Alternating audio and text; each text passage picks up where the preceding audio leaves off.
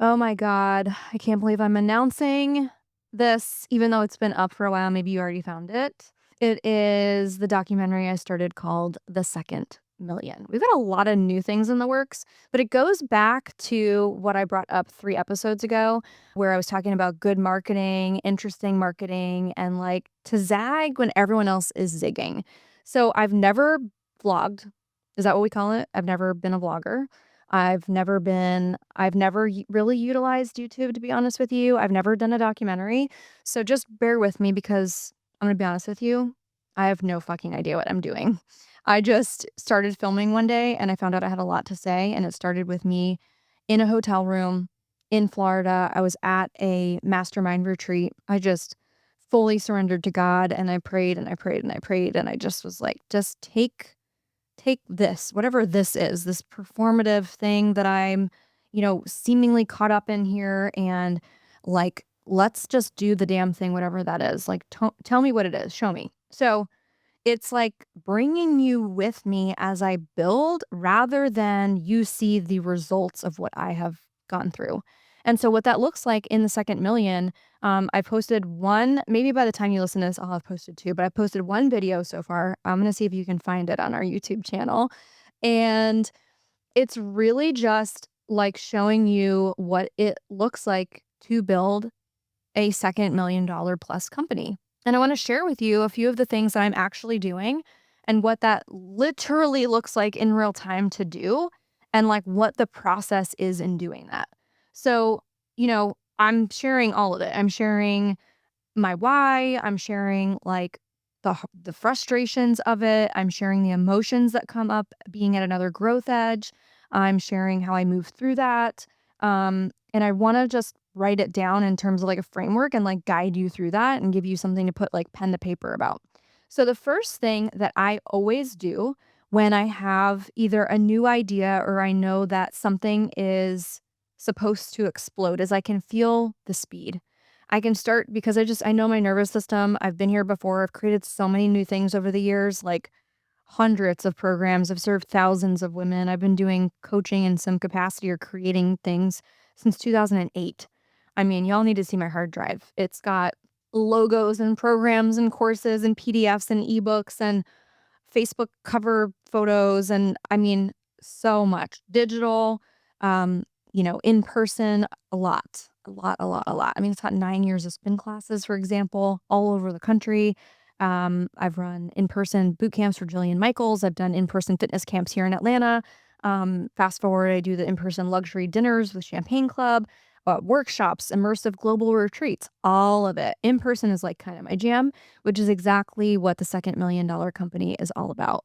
And back in 2022, I had a vision, and I don't want to take fully away from the first episode that you'll see in the documentary, but um, I had this vision, and I can see it so clearly, and it's that there are circles of women all around the world that are going through a blueprint I've created simultaneously, but without me necessarily being and leading and running all of them.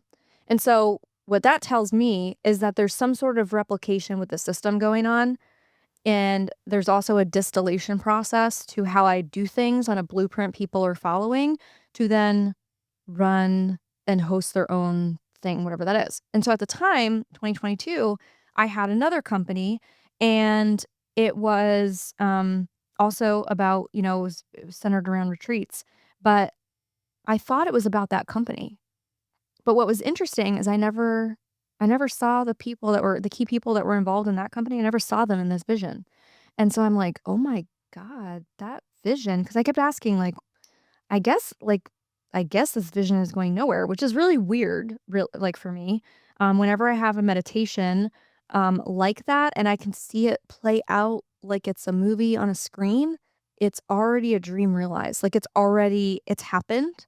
And then I treat that like truth and I reverse engineer everything from it. But I could not figure out like this doesn't make any sense. I don't have any after that company just we, unraveled and it was a very painful experience. After that company, I couldn't figure out where the fuck this why would you show me this? Why?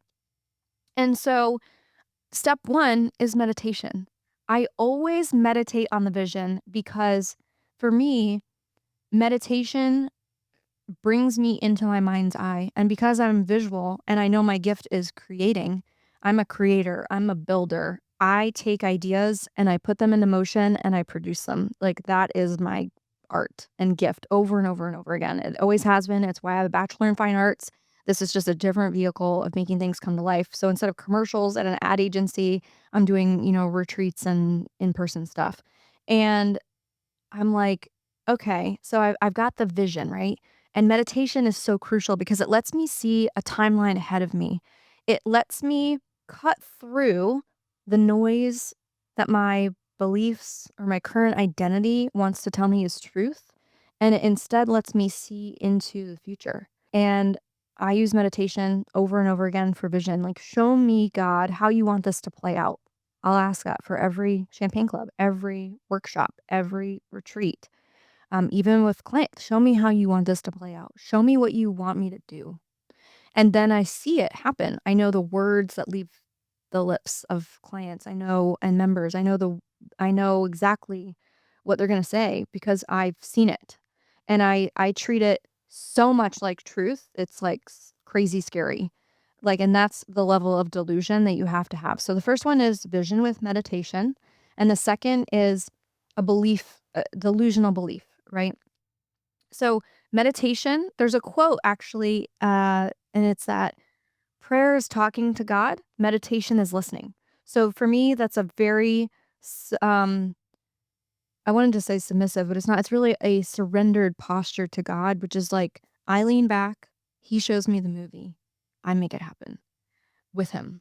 And that has been so cool. So, vision with meditation, asking for Him to show me because I'm very visual, right? Focus on whatever your gift is. And then having delusional belief like, this is true. This is happening. It's happened. And now we're just going to reverse engineer. So then I take a look at, mapping. You can call it an org chart.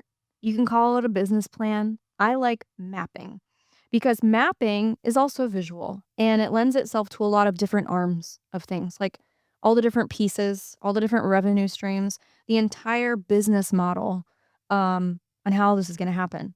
So I like to map it out. And it's that, okay, from that vision, right? There's all these circles of women and this is happening simultaneously, but without me, what would I need in place to actually make that happen? Like I'm talking company structure. Okay. Well, I need an event planner or planners. I need definitely a dedicated executive assistant, right? For this, an operations person. I need somebody that's heading up all of the sponsors that get to be part of this because we love amplifying brands that maybe are either well-known that people don't know, aren't directly connected to and creating a strong network there, or brands that are unknown and bringing them into a room full of amazing women. And then there's the other part, which is the ability to become your own champagne club co-host where you can partner. Now, I haven't gotten as far as to like see it fully play out from the circles, like that like end vision, if you will. But I know that the first iteration, at least the first step, is that you can apply to become a co-host and collaborate and partner with me in the Champagne Club. And I will help you run the event, but it's really to elevate you. So you get to enroll, you get to pick the location, and we're going to pick strategic locations around the US for right now. And we get to collaborate. So we get to leverage each other's networks, right? I get to amplify you. I'll fly in for the event, I'll come speak. And it's really just such a beautiful experience where Champagne Club gets to expand into other places without me being the driving force behind it, but empowering instead other women that get to take the reins and bring that vision to life through the Champagne Club standards, but like through their zone of genius and their beautiful, whatever they're good at, whatever their mastery is, whatever their expertise is. So that's like the first step. But I needed to know the end step before I can know the first step. Do you see how that works? So starting to think about the org chart and this map of like what needs to happen, it starts to put, action in place. So that's the third one, mapping it out from starting with the end in mind, mapping it out from there. Beyond that, who do I need to be in order to be the person, be the leader, be the woman that now has a company that basically runs without me.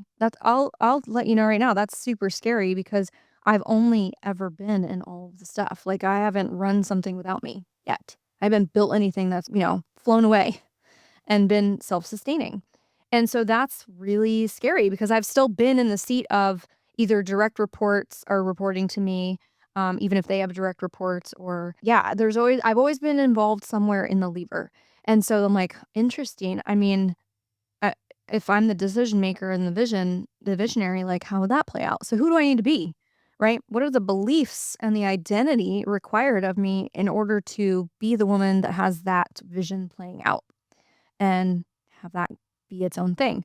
Now, what's interesting too is as a personal brand, it's still somewhat connected to me and my essence and my imprint, but now it has its own thing. And I don't know Tony Robbins' business model, but it feels like it would kind of be similar. Like, I think he goes to every event, but I think there's also things that happen without him. Like, there may be coaching and stuff. So I don't have clarity on that. And I'm just bringing you in to a behind the scenes, right, on what my process is on all of that. The other thing that I do, number 5, is I start a Pinterest board. It sounds ridiculous to say I started a Pinterest board, just like build this multi-million-dollar enterprise. But my brain is very visual. So I'm like, how does it feel? How does it look? Now, we already have proof of concept. Champagne Club, we just did our 5th event back early May, and the rooms have fluctuated in size anywhere from about 15 to 35, 40 women. So they fluctuate depending on time of year, depending on what's going on, that season. Like June is a really challenging time. I have found to run a live event simply because other women are running their own live event that tend to come to these events. Or they're just in the trenches like I've been with my own kids. It's like we're graduating 5th grade, we're moving, through elementary school into the next year with my daughter, and we're already signing up and getting involved in stuff for the next year while this year is still wrapping up. And I'm like, dear God, if we have like pink pants day another fucking time, I'm gonna lose my shit. Like, we're lucky if we have pants on at all, let alone fucking pink pants. Okay. There's so many things. Why do they do theme days? It drives me nuts. So, my brain is just at capacity this month with all of that going on. Anyway, so these events, we've really nailed the SOP. Like the first event that we did, we only did a dinner. It started more as like only a networking thing, only kind of a social vibe. And we had 30, 35 women come to that one, sold out. And I sold it out in like 5 weeks. Like idea, inception, production, concept, here it is. And the feedback I got was, we want more time together. And I was like, okay, cool. So then I was like, what if I bring in and do like a somatic leadership workshop? Like I bring in a little bit of this work where they can have like an amuse bouche experience. They get a little rewiring, a little tune up, and I can, put these workshops into motion. So we did the dinner the night before and then the workshop the next day. That was not a good, I won't say it was bad. It worked okay. But it was like the dinner was Friday, Saturday morning was the workshop, and it was like not a great, really smart, strategic way to run that because people were a little hungsies. It's a champagne club, so some people drink, some people don't. Not everybody drinks, but some people drink, or they're tired. They're just tired because they're traveling. It's a lot of socializing, and so I was like, okay, people are kind of tapped. So people were showing up a little late. People were a little bit like less engaged, and I was like, okay. So now I know I'm going to flip it. So the third dinner, I flipped it. I did the workshop in the morning. We had a little glam siesta break. I call it lunch break, glam time, whatever. And then we did dinner that night. I was a little concerned that there wouldn't be this like wow surprise element to the dinner where everyone gets to like meet each other for the first time, all dazzled with their gold dresses and gold gowns and this beautiful luxurious sit down private suite that I usually get, the dining space. But it actually worked better doing it the workshop first, and here's why. Because when I teach these workshops, I show up with no makeup. We're all wearing like, stretch pants and whatever. Most people are. Some people get actually dressed with real pants, especially my stylist clients. Anyway, we show up And we've already like kind of been there with each other, right? Like they drop into the workshop and everyone's like being vulnerable and like sharing what's true for them or going through this like one mini rewiring session. And so they've kind of been there with each other and it makes the experience that much more nourishing when dinner comes. It's like so fun. There's still a wow, there's still this surprise element to the swag bags and the gifts and the tablescape and all the little ways that I like to love on them. But like the connection is so much deeper. And so when somebody says like, "Hey, I can't make the workshop," or like, "Can I just come for the dinner?" I'm like, I mean, you could skip the workshop. Like, you don't have to. I'm not gonna like require it, but like pretty much everyone comes to the workshop. So here's what that's gonna cost you. Like, here's what that's gonna rob you of. It's going to rob you of deeper connections. You're gonna miss out on maybe some of the inside jokes or some of the experiences that they had. You're just gonna miss out on like kind of what happened there, you know? And I think that's really just too great a price to pay. Truly. Like, why would you want to rob yourself of more time, more networking, more transformation? So you don't have to come to the workshop, but I really, really strongly encourage people to. And there's maybe only like one or two women that have ever missed a workshop.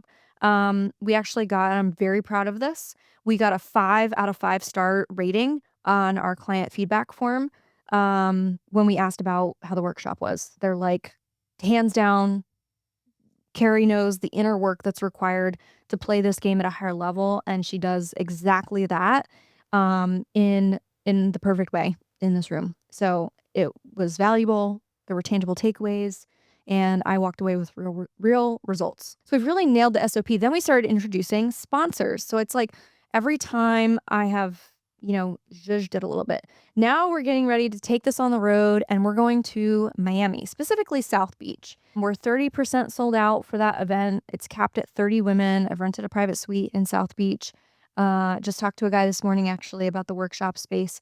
And this one I know is going to be pretty spectacular just because we already have some incredible things in the works behind the scenes.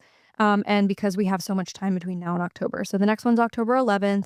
If you know that you want to be part of the Champagne Club, like now is the time to get in. There's some really incredible things coming in 2026, as I have already talked about. This is a multi-million dollar enterprise in the workings, in the making. And I'm super excited to bring you along with me and have you be part of it, to be part of this growing club. It's not just a social club, it's an expansion community. And what that means is that it's both about being in a room full of women that don't want you to dim your light and don't want you to be modest about the amount of success and money and things that you've created in the world.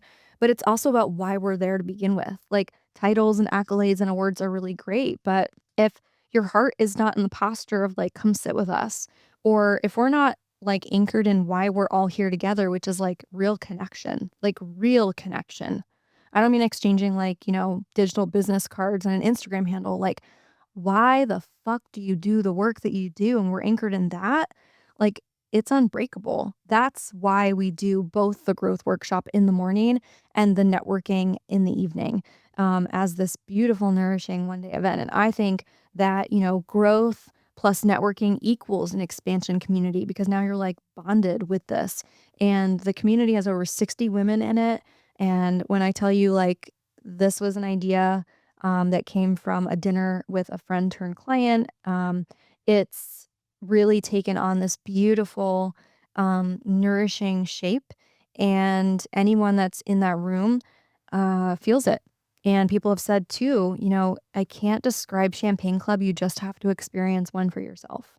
And I'm really proud of that because it's a testimony to the healing work I've done on myself to hold a container like this. It's a testimony to the type of community that I want to build, which is not just who's who, but why we're here. And it is a felt sense experience, which is in everything that I create that I want you to have and hold and be able to bring home with you. And then come back to. Like we have people that come back all the time. I think 90% of people fly in for the event. And about half the room, if not more, tends to be recurring people, which is amazing. So it's attracting beautiful new members that want to be part of this. and having women that say, you know what, this is kind of like my almost quarterly in person tune up. I love this. I love treating myself to this really special, luxurious weekend, but also it's anchored in something real. So, yeah, go find that video on YouTube. I'm working on how to vlog. Like, the first video I've recorded, it was all vertical on my phone, and I'm like, "Okay, well, wait a minute, that's not how we do it for YouTube." But then there's so many people that get super fancy with their YouTube stuff, even documentary, like, I guess, like, reality TV vibes, like, they have captions and pop-ups and, like, it's edited, and I haven't gotten into all that, so just bear with me, like, you're probably gonna see a couple different things as I learn. I'm, like, literally learning in front of you in real time. You're probably gonna see me fuck up and make bad decisions. You're probably gonna see me make some really great decisions that might be both risky and lucky. I don't know, but you're coming along with me for the ride. But those are the 5 core things that I've got for you as far as where I'm at in building this second, $1 million company. And hopefully you take away something from this as you embark on whatever your next level vision is. Um, and whatever your next dream on your heart is to come to fruition. So come join me at Champagne Club or just come watch the documentary. Either way, I know that I'm cheering you on, and we need more women like you to be lived out loud in your movement, in your mission, stay in leadership. Um, but yeah, I'm happy you're here. And if you wouldn't mind, by the way, just going into the reviews section of this podcast so we can get it in the more hands, like of women like you, into the ears of listeners like you. If you could go in and subscribe, review, leave a review, I would love to know like what you want more of, what you feel like is working, what you're taking away. Sometimes you're just sitting here, like I'm in the studio by myself. There's 2 chairs and like 8 cameras, and it's like, I hope this is like valuable. I think it's valuable. Like people tell me it is, but I would love to hear from you if I don't personally know you, if I don't know that you're listening in. Like, what are you finding valuable? And leave a review, please. It would mean so much. So, thanks for tuning in, and I'll see you on the next episode of Literally First Class.